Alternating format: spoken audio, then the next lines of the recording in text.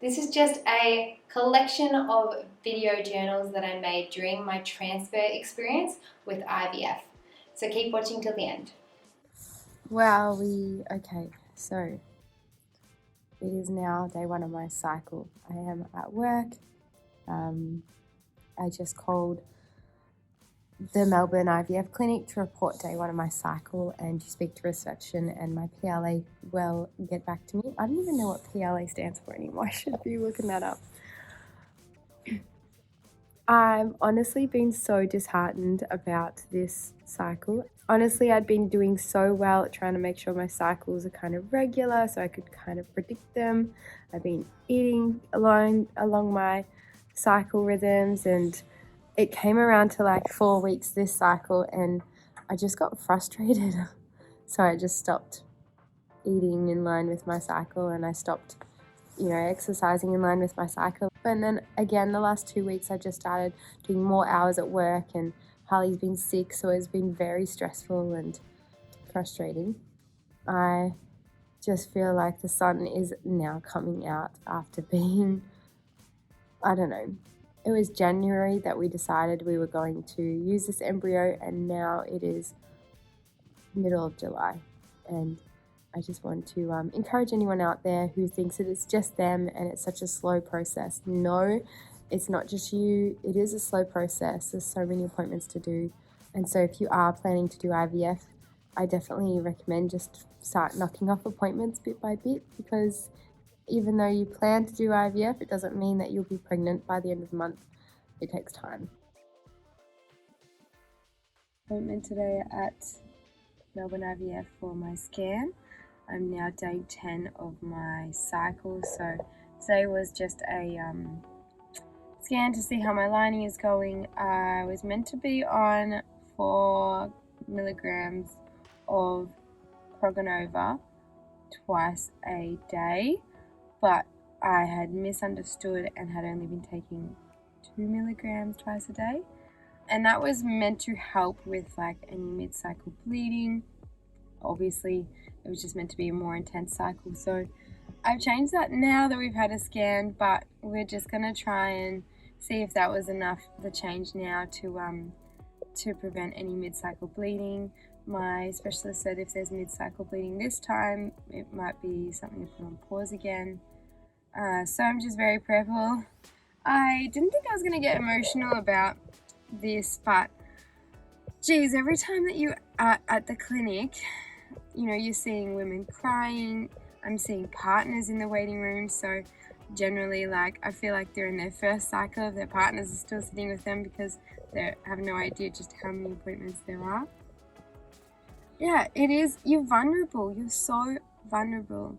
So anyway, I have a scan on Monday, so 5 days from now, I have a scan. Earlier this week, my sisters had a birthday party for me, and it was at Crown. We went to Bottomless Brunch, and I chose to not let them know that I was pregnant, order some mocktails, and see how long I could get away with them not finding out. So I just came back from my appointment. My transfer is on Monday next week. Everything looked really good. Day 15 of my cycle, so it's currently Monday today. So in another 7 days, which would be day, oh my gosh, do my maths, 22 of my cycle, we'll be doing the transfer. I start my pessaries on Wednesday, which is like progesterone, and then I also start my Prolitex, which is my injections, on the Wednesday as well, or maybe Thursday.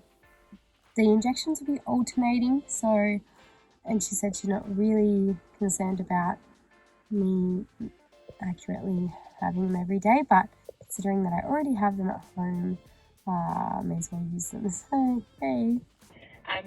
So going over the plan, I can see Dr. Vanessa Ross wants you to start your LPS medication. So that's both your Prolitex and your Crenone pessaries. Yep. Start that from Wednesday. Yep.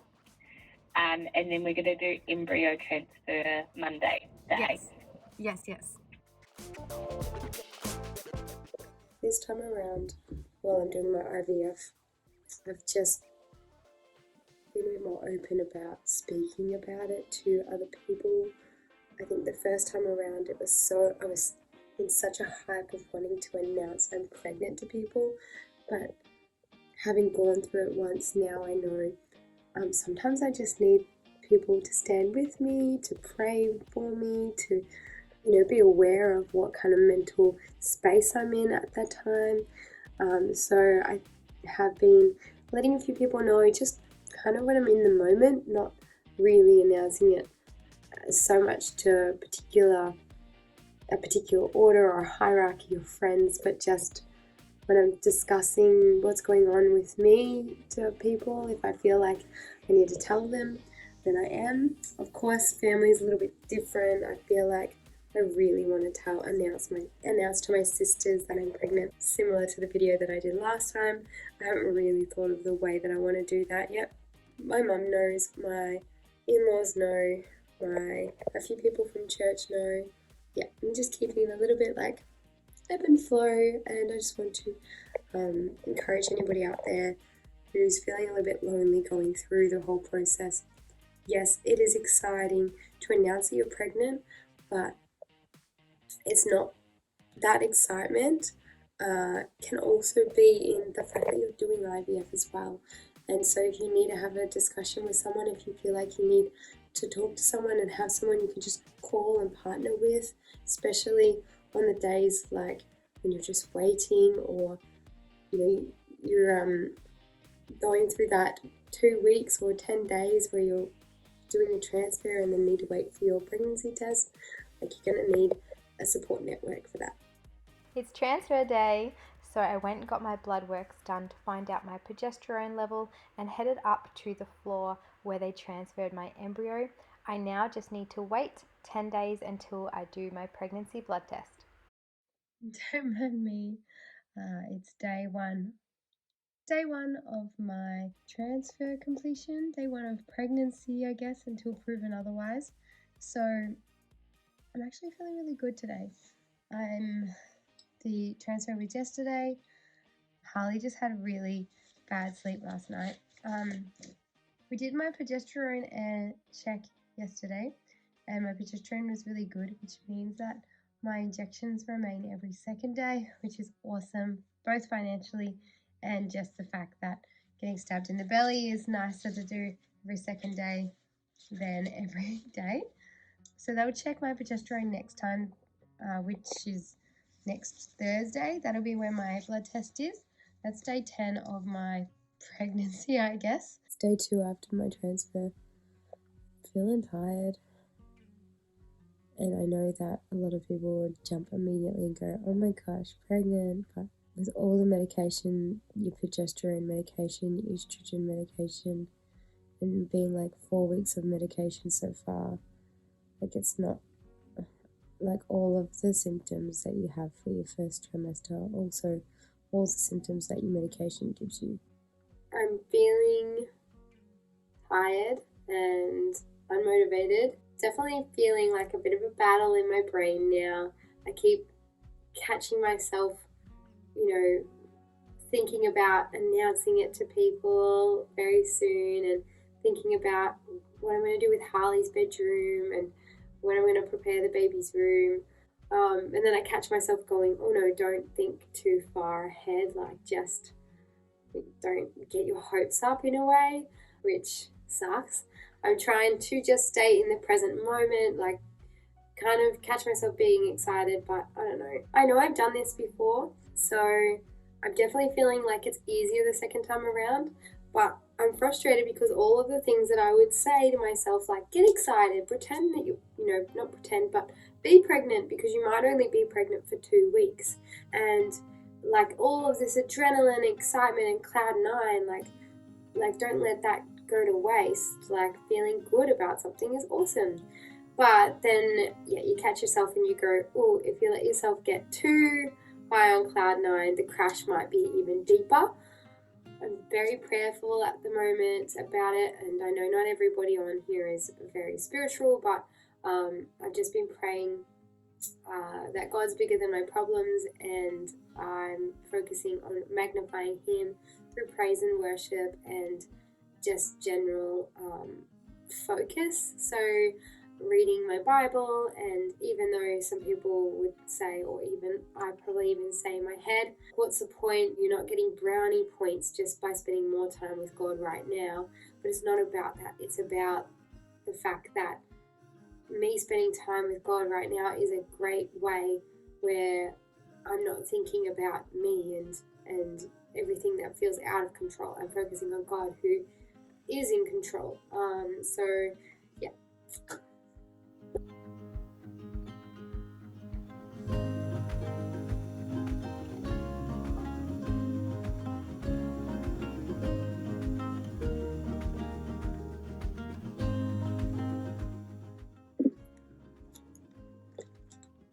I'm about to do a pregnancy test. Oh my gosh.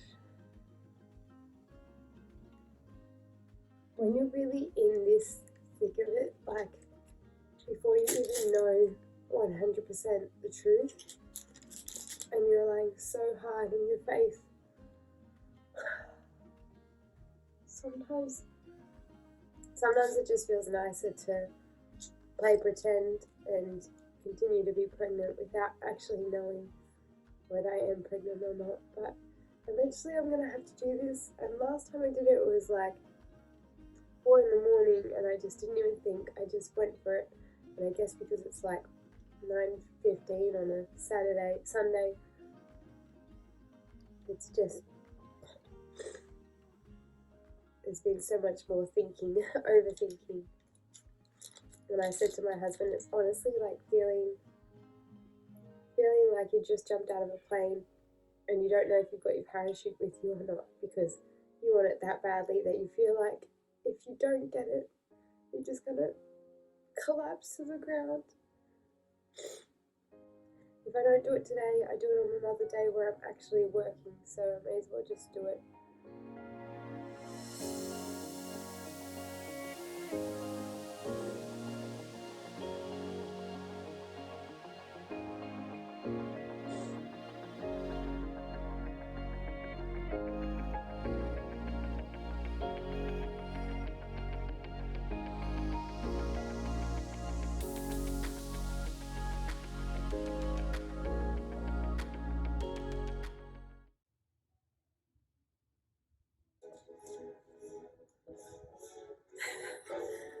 Oh my god!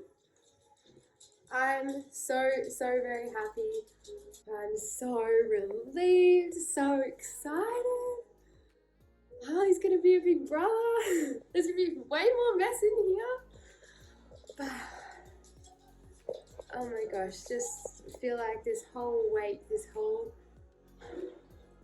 battle in my mind of is it gonna work, is it not gonna work, is over now. So I can actually enjoy today, enjoy the weekend, enjoy, a week of work without panicking too much. I'm